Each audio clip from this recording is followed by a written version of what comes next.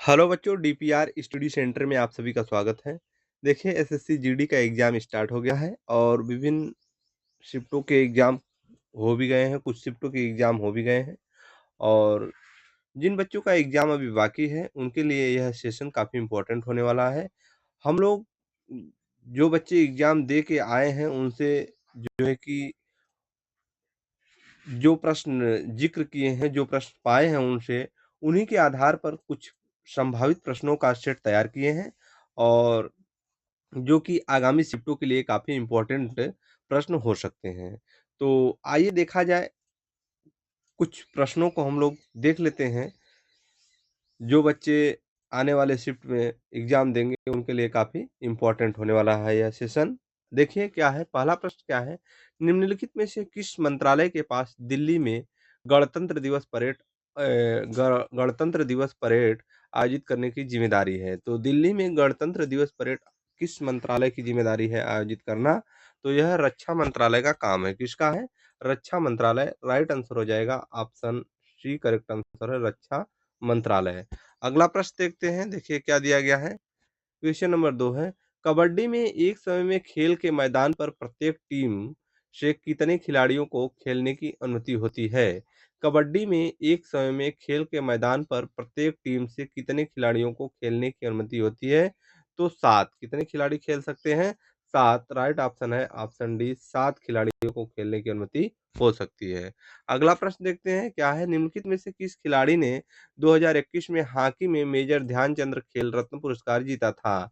तो यह जीते थे पी.आर. श्रीजेश। किसके द्वारा जीता गया था? पी.आर. श्रीजेश। राइट आंसर हो जाएगा ऑप्शन ए करेक्ट आंसर है। अगला प्रश्न देखते हैं, क्या दिया गया है, किस भारतीय राज्य में दुनिया की सबसे लंबी राजमार्ग सुरंग है? तो दुनिया की सबसे लंबी राजमार्ग सुरंग हिमाचल प्रदेश में अटल सुरंग 9.02 किलोमीटर। कितना? 9.02 किलोमीटर। इसका राइट आंसर हो जाएगा Himachal Pradesh, option A correct answer होगा। अगला प्रश्न देखते हैं, महाबोधि मंदिर निम्न में से किस राज्य में स्थित है? तो यह बिहार में स्थित है। कहाँ पर स्थित है? बिहार में स्थित है महाबोधि मंदिर, ऑप्शन बी करेक्ट आंसर हो जाएगा। अगला प्रश्न देखते हैं, श्रीमन शंकर देव निम्न में से किस नृत्य शैली से संबंधित है? श्रीमन शंकर देव निम्न में से किस नृत्य शैली से संबंधित है?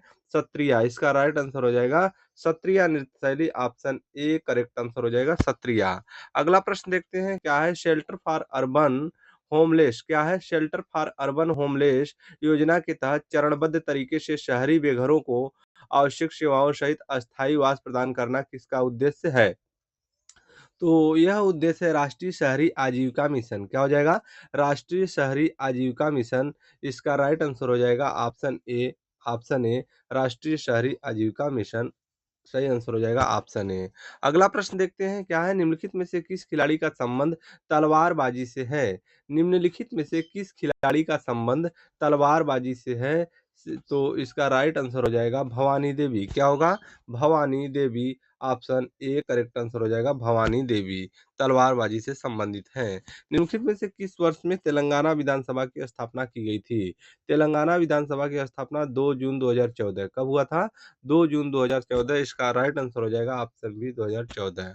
अगला प्रश्न देखते हैं, क्या है, एक क्रिकेट मैच में एक ओवर में गेंदों की संख्या कितनी होती है? तो एक ओवर में 6 गेंदें होती है। कितनी गेंद होती है? 6 गेंद होती है। ऑप्शन सी राइट आंसर होगा।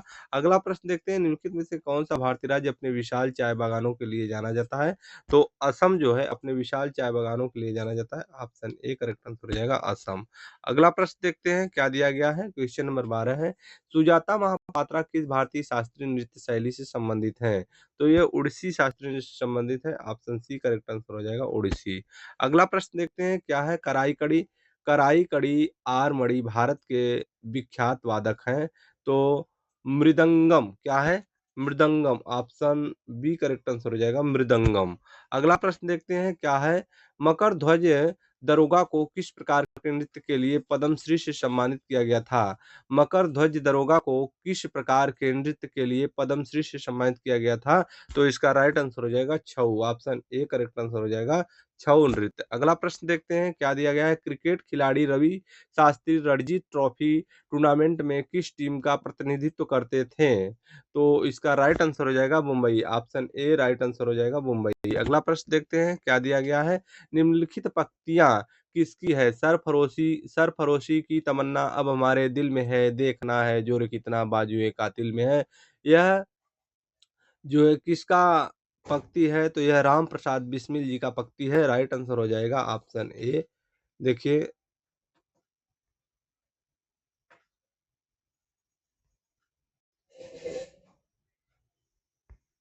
हाँ देखिए, राम प्रसाद प्रसाद बिस्मिल जी का पंक्ति है, राइट आंसर हो जाएगा ऑप्शन ए राम प्रसाद बिस्मिल। अगला प्रश्न देखते हैं, क्वेश्चन नंबर 17 है, निम्नलिखित में से किस विद्रोह का नेतृत्व कानू और सिंधु ने किया था? कानू और सिद्धू के द्वारा किया गया था संथाल विद्रोह। क्या हो जाएगा? संथाल विद्रोह, ऑप्शन ए करेक्ट आंसर हो जाएगा संथाल विद्रोह।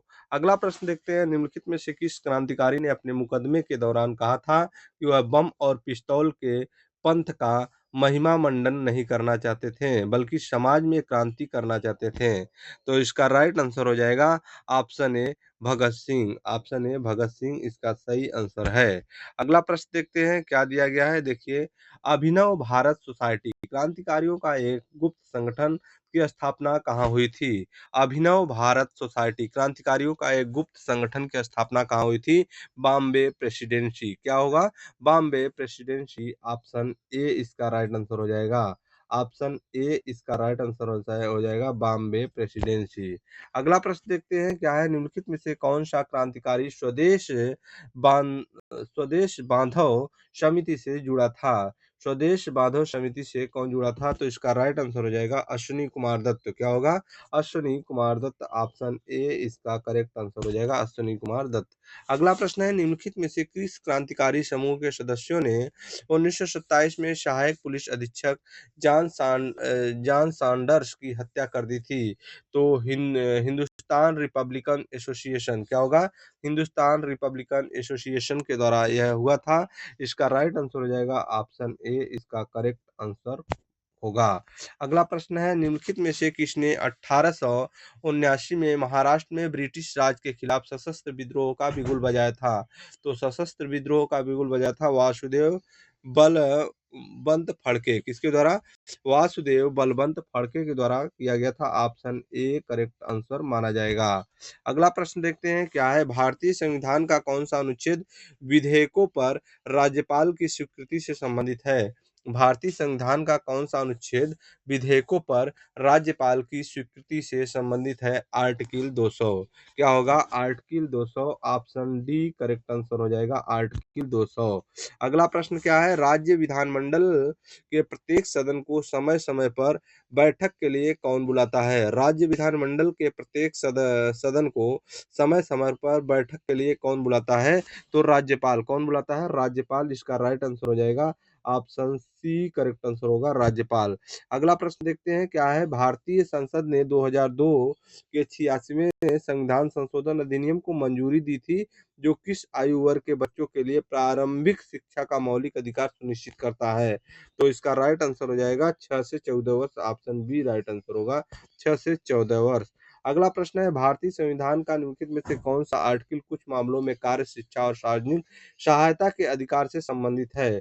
तो इसका करेक्ट आंसर हो जाएगा ए आर्टिकल 41। क्या होगा? Article 41, option A correct answer होगा। अगला प्रश्न देखते हैं, भारतीय राष्ट्रपति की न्यायिक शक्तियों और उनकी परिभाषा के संबंध में निम्नलिखित में से कौन सा युग्म गलत मिलान किया गया है? निम्नलिखित में से कौन सा युग्म का गलत मिलान किया गया है? तो इसका राइट आंसर हो जाएगा ऑप्शन सी परि परिवलंबन। क्या है? परिवलंबन। परिवलंबन का अर्थ है विशेष रूप से मृत्यु की सजा को टालना। परिवलंबन, इसका राइट आंसर हो जाएगा ऑप्शन सी इसका करेक्ट आंसर होगा। अगला प्रश्न है क्या दिया गया है, भारतीय संविधान के किस आर्टिकल में कहा गया है कि भारत का कोई भी नागरिक किसी अन्य राष्ट्र से कोई उपाधि स्वीकार नहीं करेगा? भारतीय संविधान के किस आर्टिकल में कहा गया है कि भारत का कोई भी नागरिक किसी अन्य राष्ट्र से कोई उपाधि स्वीकार नहीं करेगा? तो इसका राइट आंसर हो जाएगा 18 18 का 2, article 18 2, right answer option B इसका करेक्ट आंसर माना जाएगा। अगला प्रश्न क्या है, देखिए, निम्नलिखित निम्नलिखित कथनों की सत्यता के संबंध में सबसे उपयुक्त विकल्प का चयन कीजिए। कथन: हिमालय की तलहटी के जमाव में बनी जलोढ़ मिट्टी वाला उत्तरीय मैदान उपजाऊ है और कृषि के लिए उपयोगी है। तो इसका राइट आंसर हो जाएगा ए और बी दोनों सही है। क्या होगा? ऑप्शन ए और बी दोनों राइट आंसर इसका होगा। अगला प्रश्न देखते हैं। भारत के किस राज्य में झूम खेती स्थानांतरित कृषि को पामलू के नाम से जाना जाता है? स्थानांतरित कृषि को पामलू के नाम से जाना जाता है मणिपुर में। इसका राइट आंसर हो जाएगा मणिपुर। ऑप्शन ए इसका करेक्ट आंसर होगा। अगला प्रश्न क्या है? किस प्रकार के चट्टानों के निर्माण के लिए गलित अवस्था और अति उच्च तापमान महत्वपूर्ण मापदंड है? तो इसका करेक्ट आंसर हो जाएगा आग्नेय चट्टान। क्या होगा? आग्नेय चट्टान। ऑप्शन ए इसका राइट आंसर होगा आग्नेय चट्टान। अगला प्रश्न है। मिट्टी से सिलिका हटाने की प्रक्रिया क्या कहलाती है? मिट्टी से सिलिका हटाने की प्रक्रिया क्या कहलाती है? तो यह विशिल ए, विशिलिक आयन क्या कहा जाता है इसको? विशिलिक आयन। इसका राइट आंसर हो जाएगा ऑप्शन ए करेक्ट आंसर माना जाएगा। अगला प्रश्न क्या है? भारत की जनगणना 2011 के अनुसार निम्नलिखित में से 1 लाख से कम जनसंख्या वाले केंद्र शासित प्रदेश का चयन किया।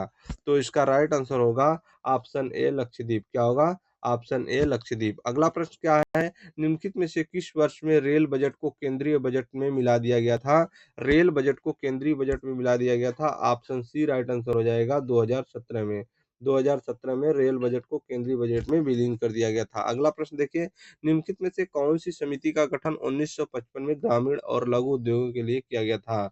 ग्रामीण और लघु उद्योगों के लिए किया गया था करवे समिति। राइट आंसर हो जाएगा करवे करवे समिति। ऑप्शन ए राइट आंसर होगा करवे समिति। अगला प्रश्न देखते हैं क्या दिया गया है। भारतीय अर्थव्यवस्था पर वैश्वीकरण का निम्नलिखित में से कौन सा नकारात्मक प्रभाव है? निम्नलिखित में से कौन सा नकारात्मक प्रभाव है? तो सापेक्ष अभाव में वृद्धि। क्या होगा? सापेक्ष अभाव में वृद्धि। ऑप्शन बी इसका राइट आंसर देखने को मिल रहा है। अगला प्रश्न देखिए। निम्नलिखित में से किसका नाम दूसरी पंचवर्षीय योजना से जुड़ा है? दूसरी पंचवर्षीय योजना से जुड़ा है प्रशांत चंद्र महालनोबिस।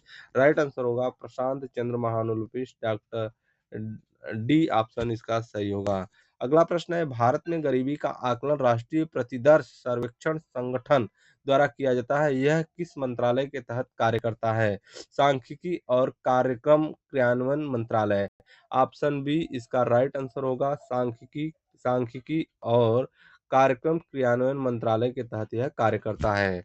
अगला प्रश्न देखते हैं क्या है। चूने के पानी में कार्बन डाइऑक्साइड गैस को प्रवाहित करने पर बनने वाले सफेद अवक्षेप की पहचान कीजिए।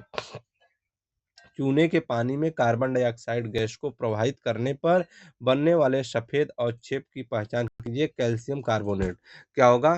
Calcium carbonate. इसका राइट आंसर होगा ऑप्शन बी कैल्शियम कार्बोनेट। अगला प्रश्न देखते हैं क्या दिया गया। प्लास्टर ऑफ पेरिस का रासायनिक नाम क्या है?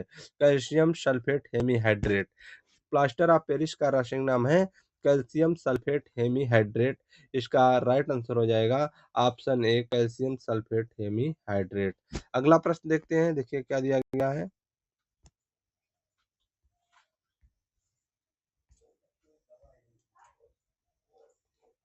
तो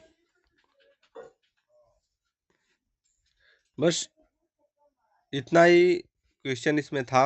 फिर मिलते हैं अगले वीडियो में। तब तक के लिए धन्यवाद।